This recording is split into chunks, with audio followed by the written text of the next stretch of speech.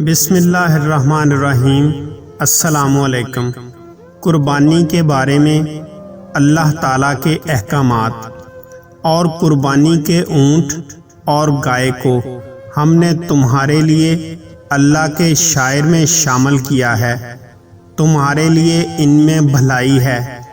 چنانچہ جب وہ ایک قطار میں کھڑے ہوں ان پر اللہ کا نام لو، پھر جب ذبح ہو کر ان کے پہلو زمین پر گر جائیں تو ان کے گوشت میں سے خود بھی کھاؤ اور ان محتاجوں کو بھی کھلاؤ جو صبر سے بیٹھے ہوں، اور ان کو بھی جو اپنی حاجت ظاہر کریں، اور ان جانوروں کو ہم نے اسی طرح تابع بنا دیا ہے تاکہ تم شکر گزار بنو۔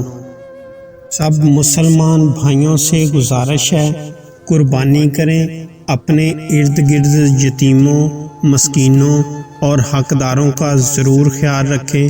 اللہ تبارک و تعالی آپ کی قربانی اپنی بارگاہ میں قبول و منظور فرمائے۔ آمین ثم آمین۔ السلام علیکم۔